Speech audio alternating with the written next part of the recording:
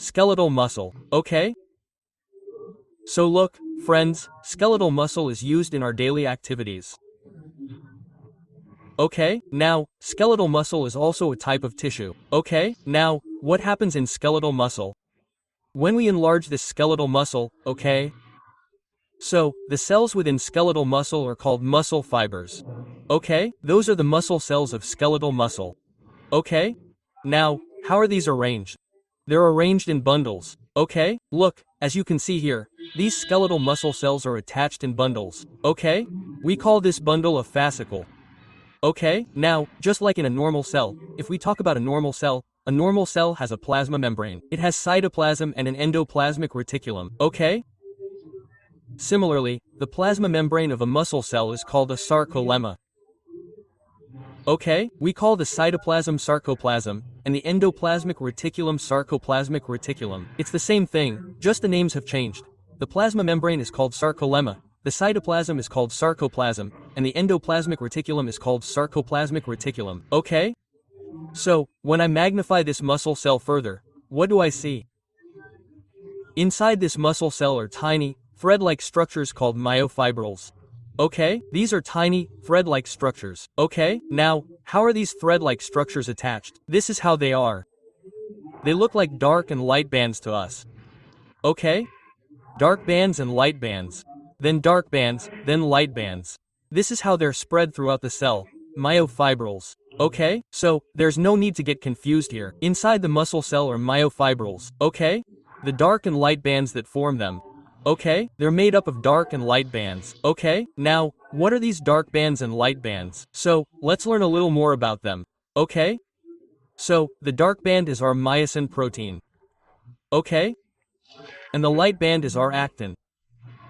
Okay? Actin is our light band, which we also call the I band. And myosin is our dark band, which I've done with a black pen, dark band, okay? It's also called the A band. Okay? If you can't remember whether myosin is called the dark band or actin is called the light band, here's a little trick. Remember a word. Damn, less, okay. What's in damn? D stands for dark, dark band, okay, which stands for A band or myosin, okay. So, we have to remember the dark band, A band, or myosin, okay. So, it comes inside the word damn, okay. Similarly, if you remember the word lism, okay. So, in lism, there's our light band, okay, which is also called the I band, okay. So, we remember it with this word, okay. Damnless, okay. Now, look here, there's a word, M, right? And here's Z, okay? So the dark band, the line through the center of the dark band that divides it in this way, is called the M line. Okay? And the line that divides the light band through the center is called the Z line. Okay? So, the M line and Z line are used here. Okay? So you have to remember them. We often get asked what the line is that bisects the dark band in the middle. Okay? So, you have to remember this word, dumbly. Okay?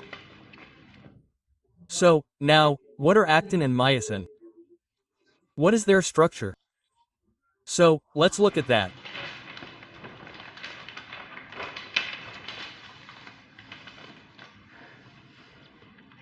Look, this is our actin. Okay? Actin is made up of our EF actin. Okay? Two chains of EF actin are going like this. Okay? Covering them is tropomyosin. This one, which is formed with red pen, is tropomyosin. Okay? Now, there's a protein structure above tropomyosin. Okay? There's a three-way protein structure called troponin, which is being drawn with the blue pen here.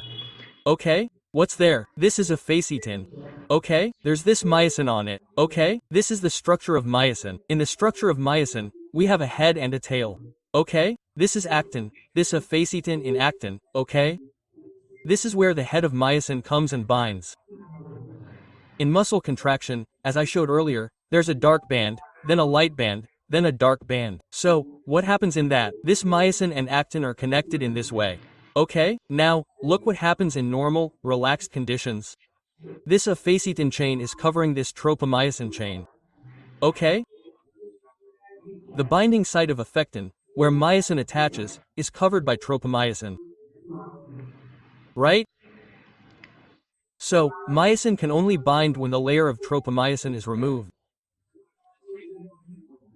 From over what? From over affectin, right? That means it moves to the side so that the active site can bind to myosin. Now, when does it get removed? Look at the tropine, the protein on top, right? We have to remember if the calcium ions come from it. If the calcium ions come from it and bind to tropine, right? When the calcium ions come and bind to tropine, the layer of tropomyosin will slide a little, right? As soon as it slides a little, right? After it slides a little, then the affectin, right? This layer of affectin inside with a black pen, right? It goes and binds to the head of myosin. Okay? This actin and myosin are arranged one above the other, with actin on top and myosin below, then actin on top and myosin below, so they're arranged together. Okay? So now let's see how the mechanism works. Okay? Look, this is our CNS, the central nervous system, okay? This is the brain, okay? Our brain transmits impulses through neurons. Okay? Here we can also understand the neuromuscular junction. If you've never understood the neuromuscular junction before, you can understand it here. Look, what happens in the neuron? A nerve impulse is transmitted from the neuron. This way. Okay? There's an impulse. It travels in electrical form through the neuron. Okay? As soon as the impulse travels, it reaches this last part of the neuron, which we also call the synaptic knob. Okay? What happens here? Some chemicals are present here. Okay? Chemicals are present. This chemical is called our acetylcholine. Okay? A nerve impulse came from above. Okay? A nerve impulse came from above. So these chemicals are acetylcholine. This acetylcholine goes here and gets released from the sciatic nerve. Okay? This place in the middle. Okay? This is my muscle cell. This is my neuron. Okay? The neuron tells the muscle cell to contract. Okay? So, just like the nerve impulse came from above, okay? So what does it do? It releases acetylcholine from here. Where? At the neuromuscular junction. Okay? Now the acetylcholine chemical will travel from here, traveling like this, to the ACH receptor. These are acetylcholine receptors. Okay? The acetylcholine will bind to the receptor. As soon as the acetylcholine binds to the receptor, the acetylcholine receptor will know what to do next. Okay? The acetylcholine receptor will then transfer the action potential. What will this action potential do? This action potential will tell the sarcoplasmic reticulum here, okay?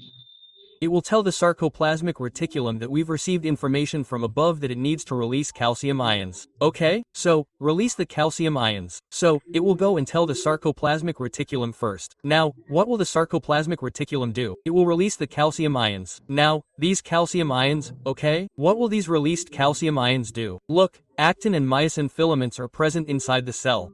Okay?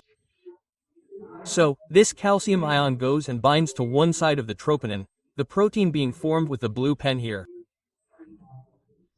As soon as it binds to the tropomyosin layer will slide. Okay? As the slide slides towards tropomyosin, the myosin heads attach to it, to actin. Okay? As soon as the myosin heads attach to it, contraction will occur. Okay? So a cross bridge will form. This myosin, its heads, have attached to actin here. Okay? This happens in the presence of ATP. Okay? And that's why contraction occurs here. Okay? So the muscle will contract. Okay, now, what will happen after a while? After a while, it will also relax. Now, when the relaxation occurs, the ATP that was being used will break down into ATP and inorganic phosphates. A breakdown will occur. Okay? So, after a while, these myosin heads will separate from actin, and what will they do when they separate? This cross bridge will break down. Okay?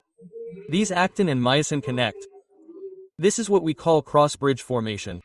Right? When this cross bridge formation occurs, the muscles contract. If the cross bridge formation breaks, the muscles will relax again. Right? So, this system works in muscle contraction. Right? When you're doing any work, how do your muscles work inside the body?